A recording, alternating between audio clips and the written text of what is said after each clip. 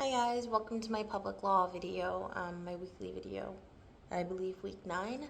Um, the prompt for this week was to find a federal agency rule that we don't agree with, why we don't agree with it, and what we do to change it. So the rule that I am here to talk to you guys about is the EPA's new emission standards that they're rolling out for the year 2027 and for car models sooner, well, after that and such.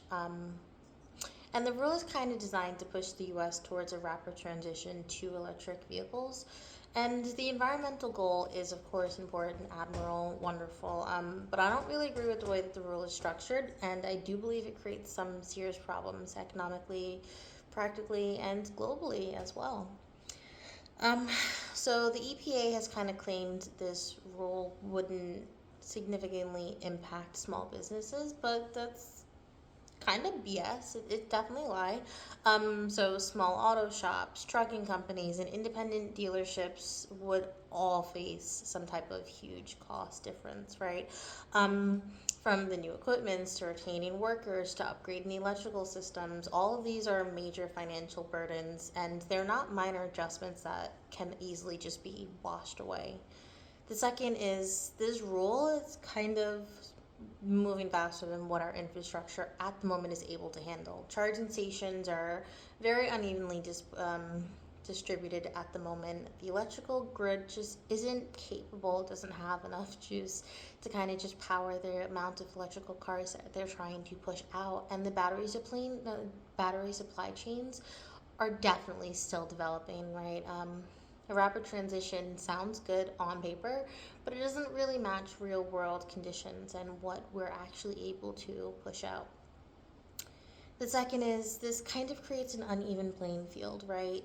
Large corporations are able to absorb the cost for transitioning to EVs better, right? Because they have the funds to do that. But a lot of small businesses really can't. And when a federal rule hits small entities harder than big ones and isn't transparent about it, it doesn't really seem like it's a sign that the rule was built with any type of fairness in mind, in my opinion.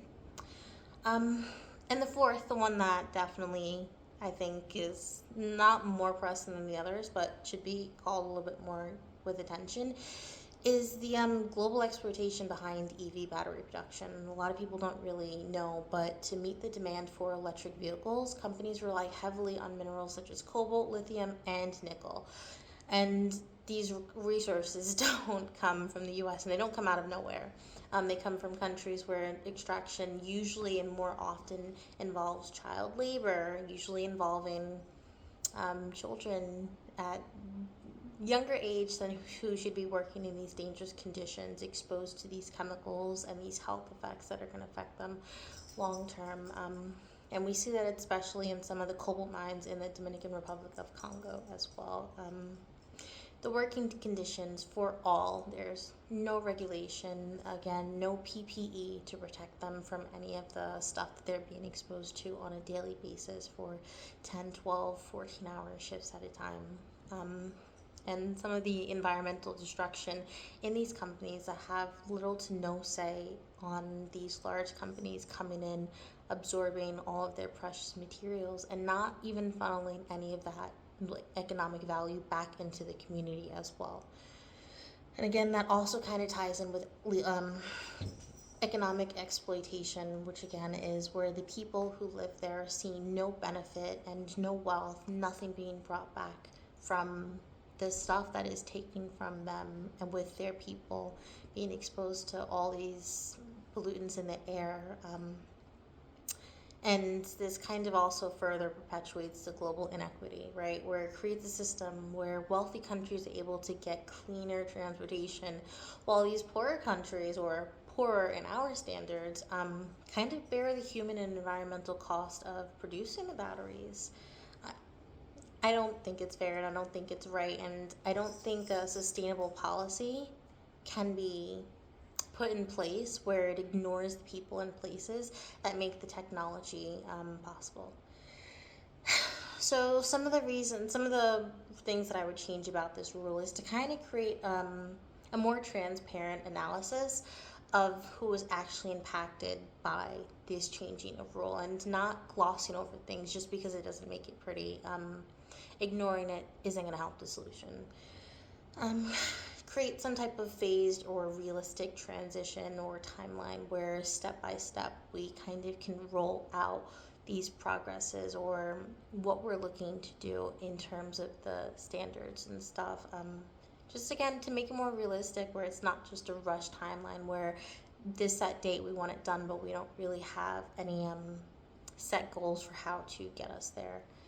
And nothing makes the world go around more than providing some type of incentive, usually in monetary funds.